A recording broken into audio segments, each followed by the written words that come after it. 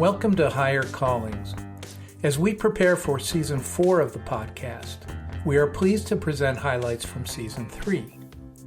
That season included interviews with a Boston lawyer who served during the Obama administration as U.S. Ambassador to Portugal, a mixed-faith couple from Menlo Park, California, who have created a nonprofit designed to build bridges among people of different religions, the Dean of Cornell Law School and the school's clinical programs director, who described the impressive array of clinical opportunities the school offers for its students, a retired IT executive who has found his calling as a career coach, aiming to help people who have become stuck find career satisfaction, and finally a senior judge who describes his journey from growing up as a young black person in the segregated South to presiding over federal cases in the Northern District of Ohio.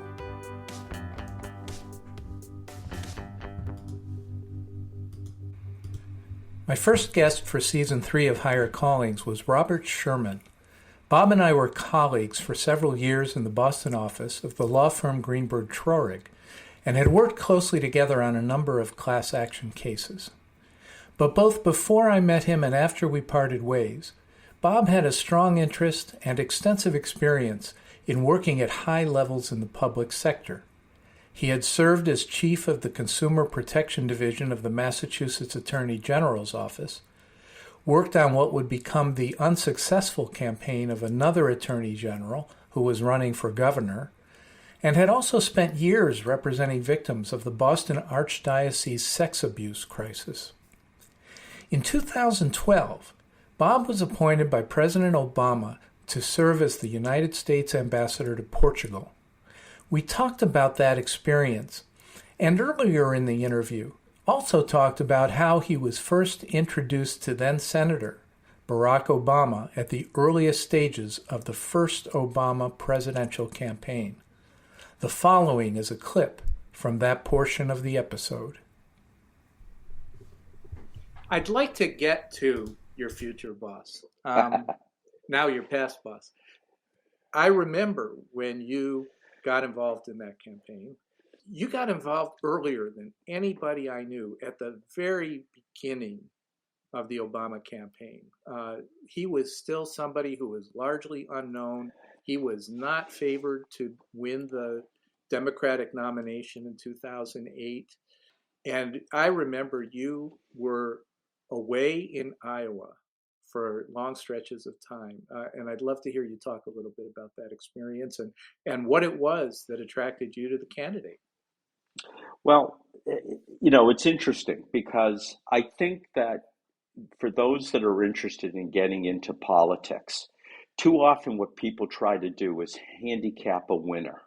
And I don't think you can do that. I think it's much more important to get involved in politics for somebody that you believe in, that you could get behind, than it is to try to think, okay, who's going to win? There are too many factors that go along with that. But once again, I think fortuity smiled upon me. I had been involved in the Massachusetts governor's race before that way in the primary.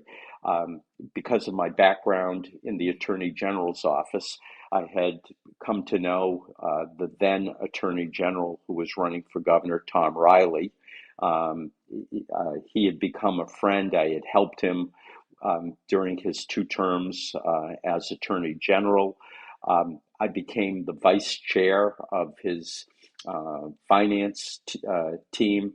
The chair was a well-known political operative by the name of Alan Solomont at the time. And the bottom line was that the campaign was not successful. Riley was the prohibitive favorite. Again, another reason not to try to handicap campaigns. And this relatively unknown upstart by the name of Deval Patrick beat him in the primary and ran a better campaign, quite frankly. So after that election happened, I had gotten to know Alan Solomont. I admired him. He was a longtime Democratic operative. He was very close to Bill Clinton. And he called me up one day and he said, "What are you doing about the 2008 election?" And this was in November of 2006. And I said, "Nothing."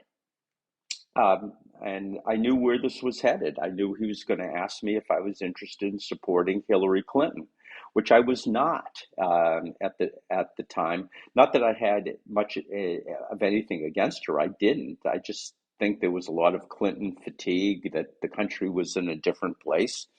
And so I said to Alan, "I assume that you're asking me whether I be involved because you're supporting Hillary Clinton." And he said, "No, actually, I'm supporting Barack Obama," which took me by surprise because I knew him to be a loyal guy, and I knew him to be a principled person. And I said to him, "Why?" And he gave me a piece of political advice that I haven't forgotten. He said, "Because every election is about something. And this election is going to be about change." And even though I like Senator Clinton a lot and I'm a big admirer of her, she's not the face of change. Barack Obama is. Right.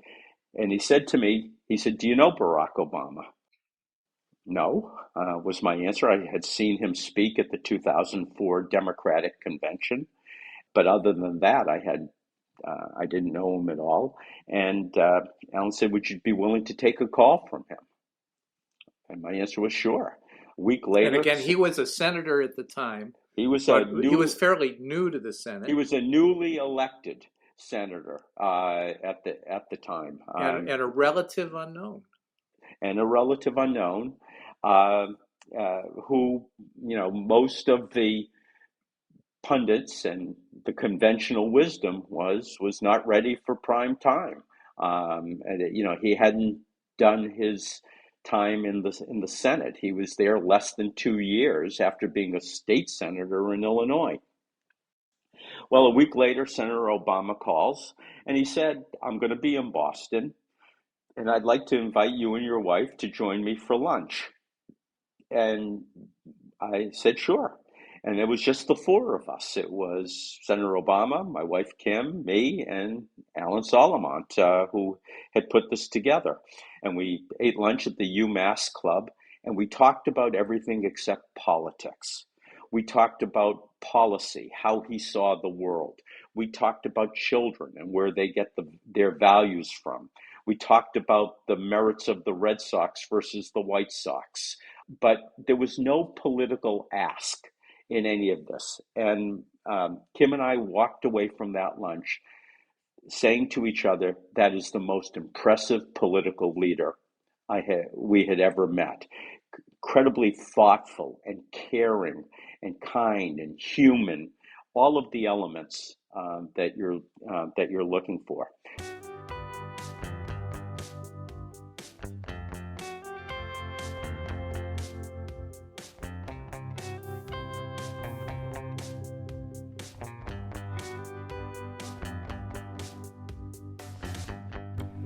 My next guests were Diane and Bob Frankel.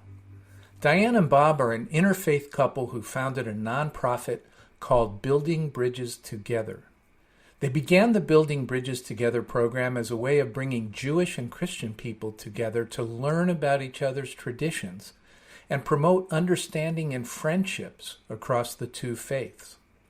More recently, they've expanded the program to include Muslims as well. Early in our interview, I asked Bob, coming from a Jewish background, and Diane, coming from a Christian background, to talk about how their own relationship began and the early conversations they had about marrying a person of a different faith. So you'll understand why they laugh at my question at the beginning of the clip. You should know that Diane is a retired mergers and acquisitions lawyer. So the two of you met in Washington, D.C., I gather, and obviously fell in love, decided to get married.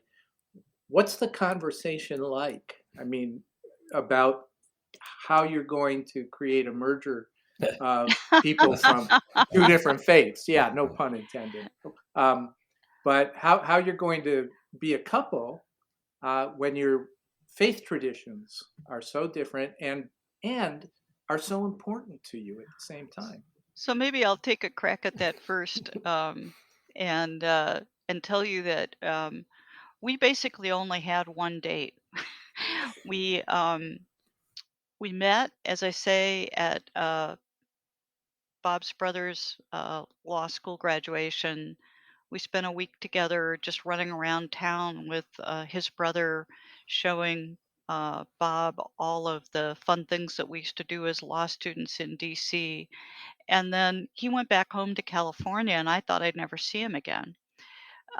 We were both involved with other people at the time. It turned out during the summer, both of us broke up with those people, and he sent me a note and said he was coming back to the DC area for a conference, and we went out on one date while he was there. And from then, he called me every day from California until he came back 2 weeks later. And 2 weeks later, he took me away to Chincoteague, which is a barrier island, the Assateague Islands in Maryland and Virginia, about a few hours from DC. We sat on a sand dune together, kind of similar to where you are, I think, in Cape Cod, and told each other our life stories. And we realized, he said to me, if I didn't know any better, I'd ask you to marry me. And I said, if I didn't know any better, I'd say yes. And that was basically it. And that conversation included a lot about our respective faiths, because as you can tell, they're both very important to us. And the only question I really was concerned about was it okay for us, if we lived together, to have seafood and pork? And Bob was okay with that. And, we decided not to actually think about how to raise children at that time, but we knew that we would be able to learn from each other and respect each other's faith. So I'll turn it over to Bob to say whatever he wants. But I think our view was, we loved each other, and that was all we really needed to know. We had family that may or may not have been as, comfortable with this person coming from a completely different experience. But as someone who grew up Catholic, I can say even just marrying a Protestant can create issues. Absolutely. Although fortunately in my family it really didn't. But Bob, what do you want to add to the story that you just heard from Diane? Do you remember it the way she does? Oh yeah, absolutely. And so there's a word in the Jewish tradition, beshert. A person is your beshert, which means your intended, the one you're supposed to be with. And I've always said from the very beginning that Diane was my beshert. And I believe that. And vice versa. I believe that with all my heart. The other thing I wanted to point out was that in our conversation, and keeping in mind that we kept talking to each other every night for 2 or 3 hours from September to April, and actually I was going bankrupt paying AT&T, that, although we were not together, we got to learn a lot about each other. And what we discovered was that although we were different faiths, we were from different faith traditions, we were not that different. Our basic values were pretty much the same. And I think that's what's really, really important. And the fact that there are some beliefs that Diane holds that I do not has really not impeded our relationship over the years.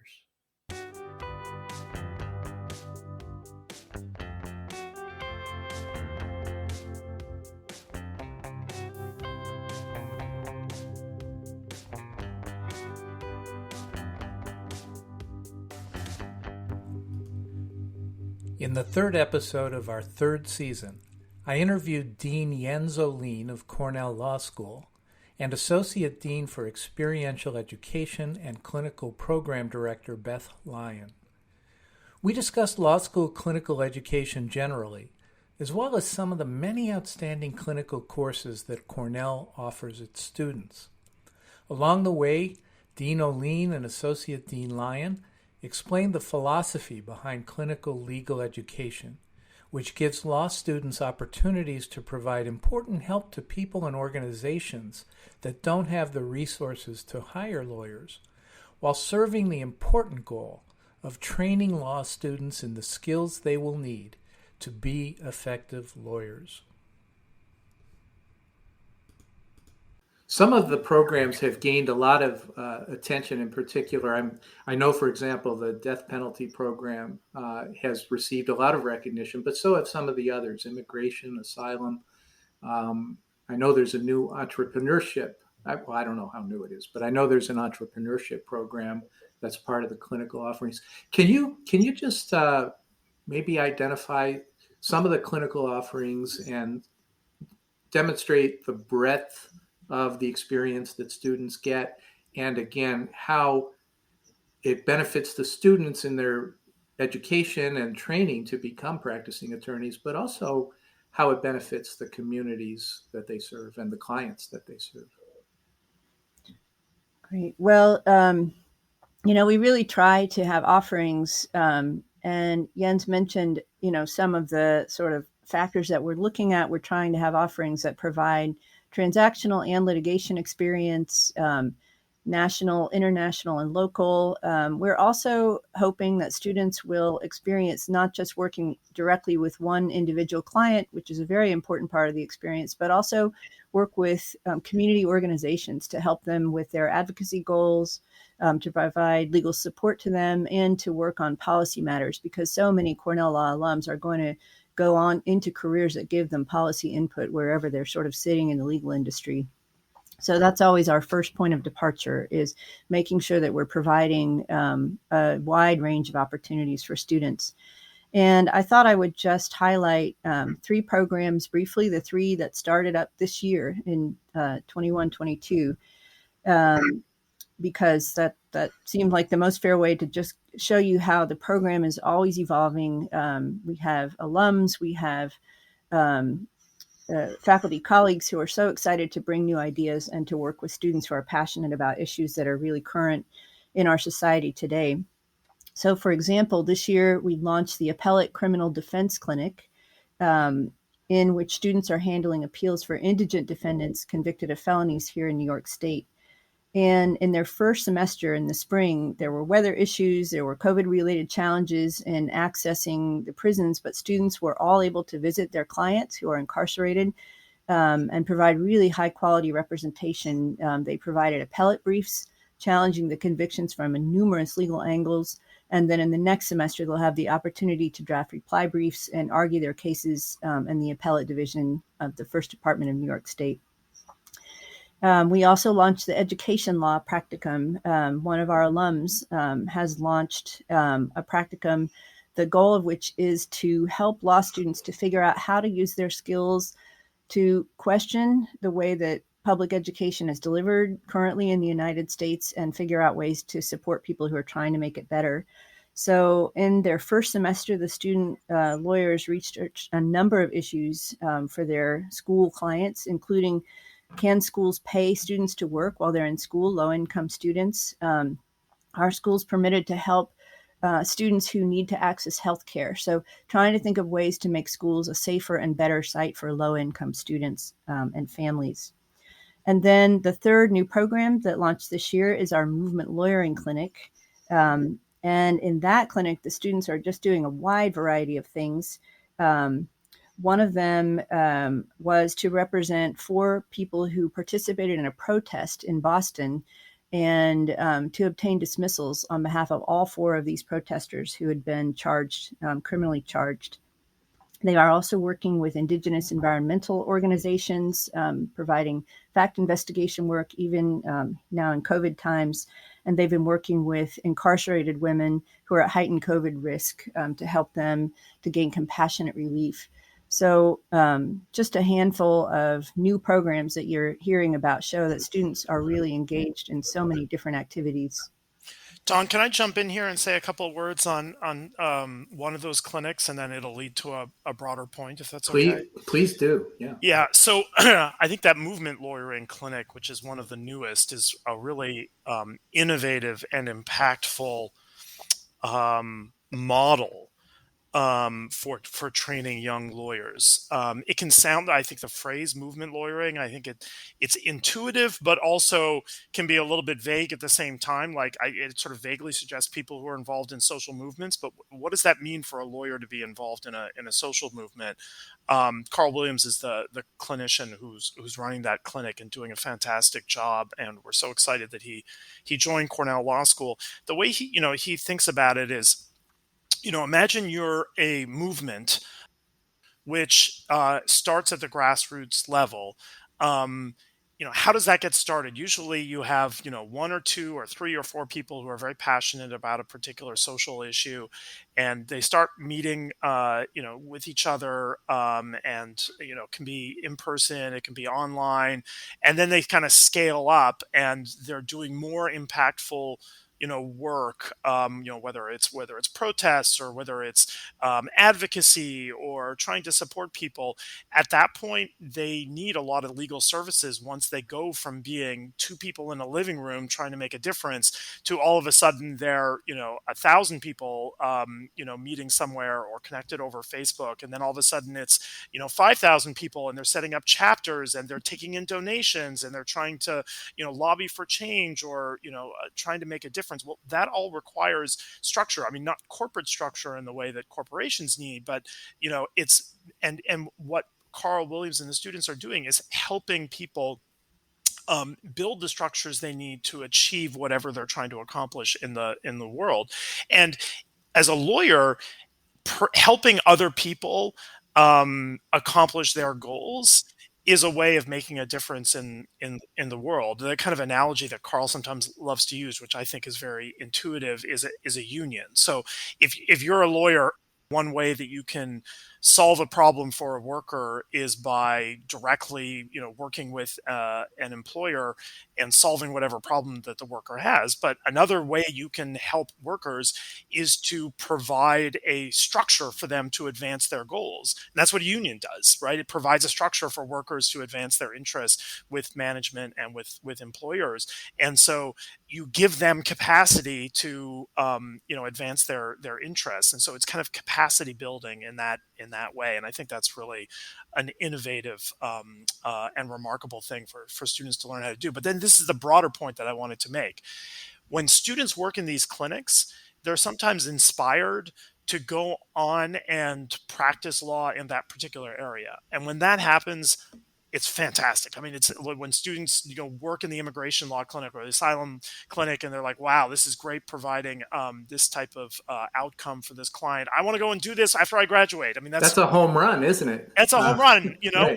Or when John Bloom or Sherry Johnson or Sandra Babcock or Keir Weibel, work on a death penalty case with a student, and the student says, "You know what? I want to devote my life to working on death penalty capital cases after I graduate from law school." That's fantastic. But the other thing that happens more often, and which is no less significant, is when the student acquires skills in that clinic, and then those skills translate to another practice area when they graduate. So it's that portability of those skills, which it provides legal training, which translates to other practice areas, and that's, I think, really common and really, really important.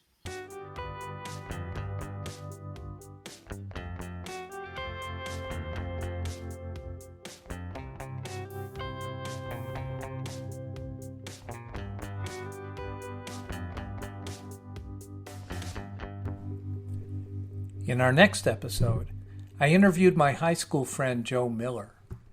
Joe has a background in science and spent most of his career as an IT professional.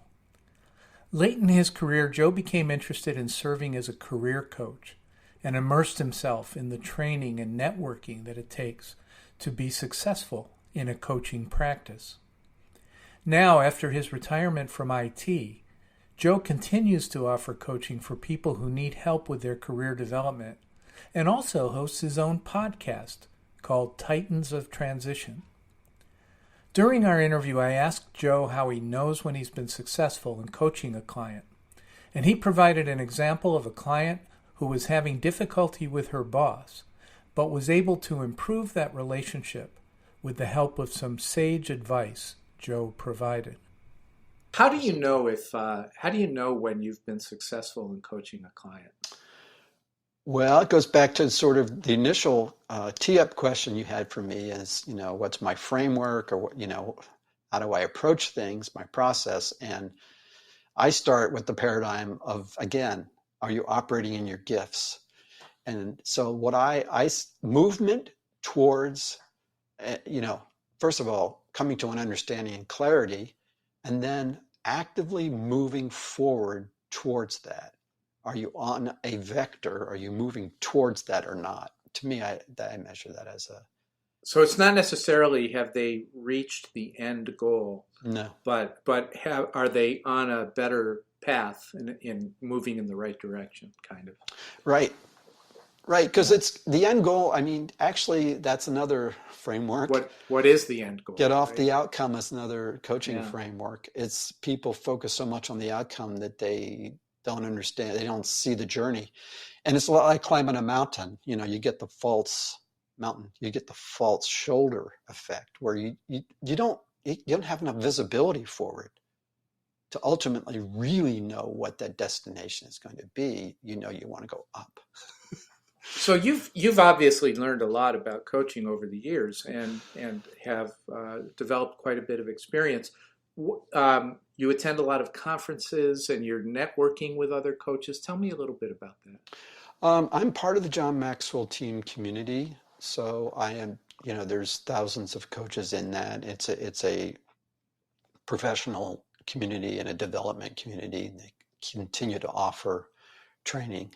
And so that's part of where I make connections with other coaches. And then there's other people I've met along the way that I work with and collaborate with on different coaching contracts and things of that nature. Yeah. Sounds like a really interesting profession. And you get to meet a lot of people and help a lot of people, I assume. What advice, people who are feeling stuck, what should they be doing? How should they find a coach? When would they know that it's time to look for a coach? What advice would you give those people? I think, maybe too much of a stigma. It's kind of like there's too much of a stigma about getting, counseling or therapy if you think you might need it. It's and you similar. have to be careful to make sure they don't think you're a licensed therapist. Yeah. Right? I am not. Yeah. And that's a big thing you learn as a coach is when to say, not for me, you need that. Right. Absolutely. I was wondering about that. Yes, absolutely.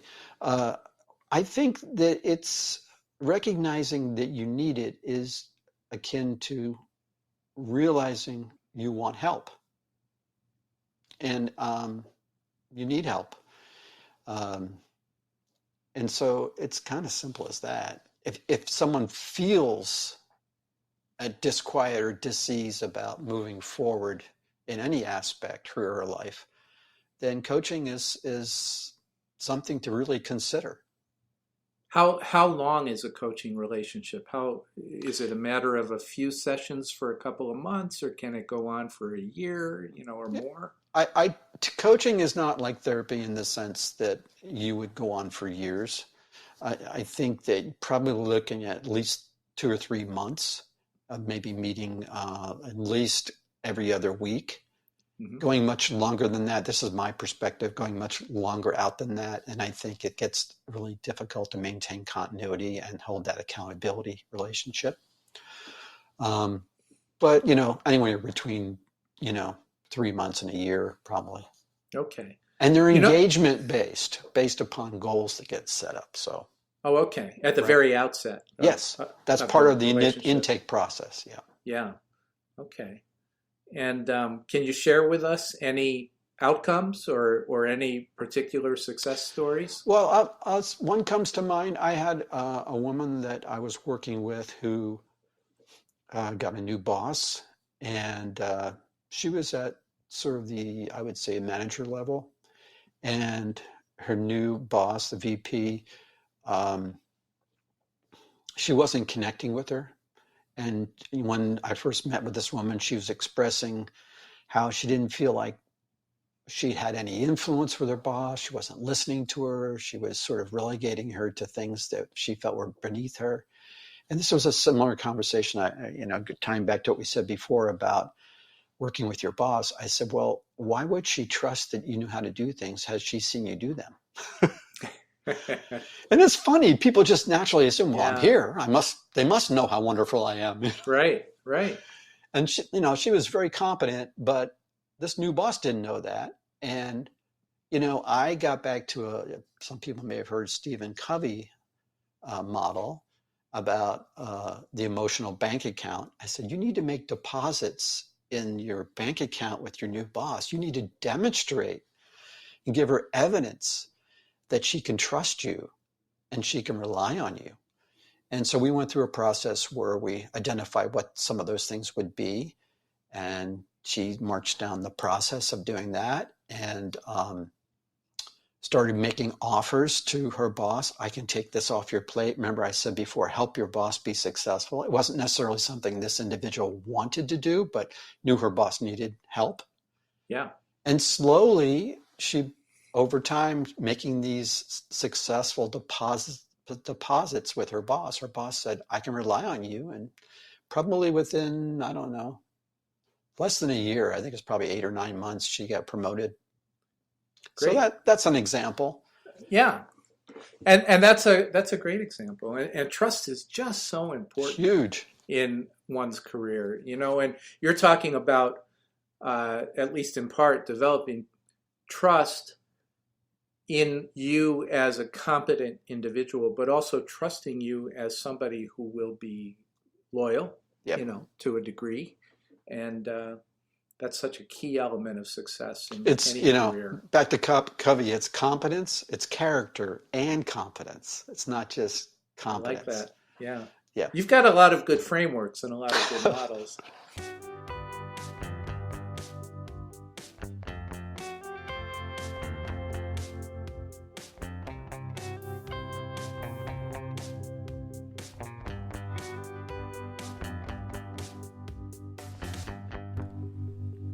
Our final episode of Season 3 was one of my favorites.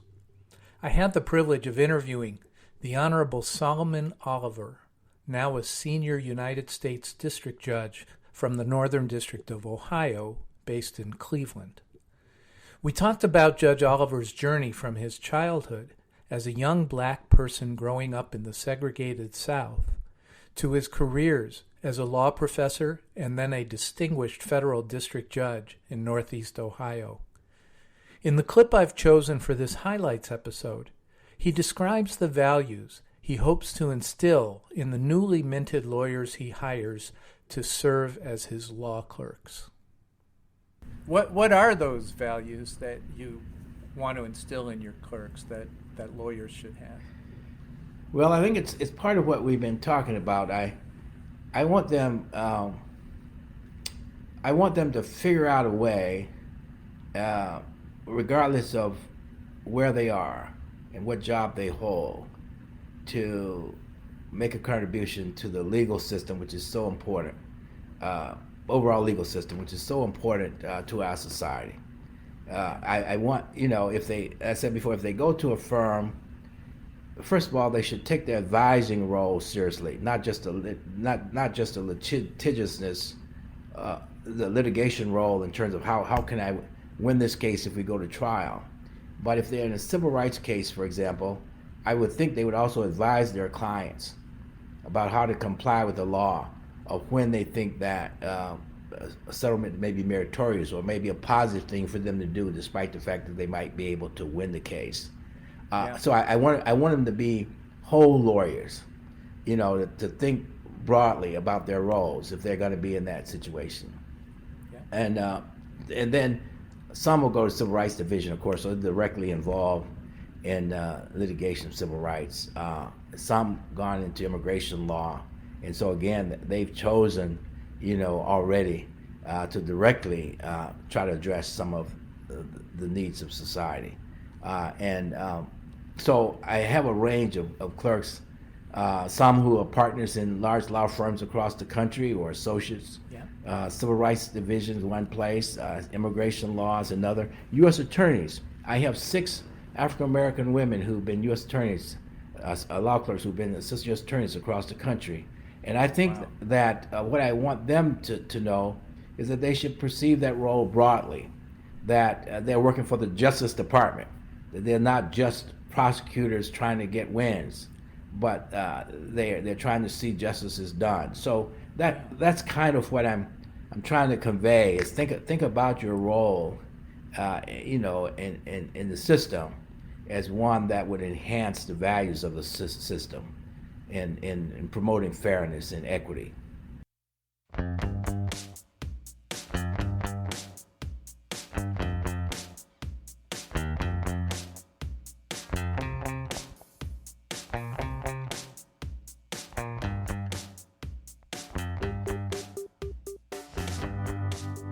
Thank you for listening to Higher Callings. We have some more great guests lined up for Season 4, and we hope to begin publishing those episodes in the next few weeks. If you haven't already done so, please subscribe to the podcast on your favorite podcast platform to make sure you'll be notified when the next episodes drop. And in the meantime, this is Don Frederico wishing you great success wherever you are in your own journey to pursue your higher calling.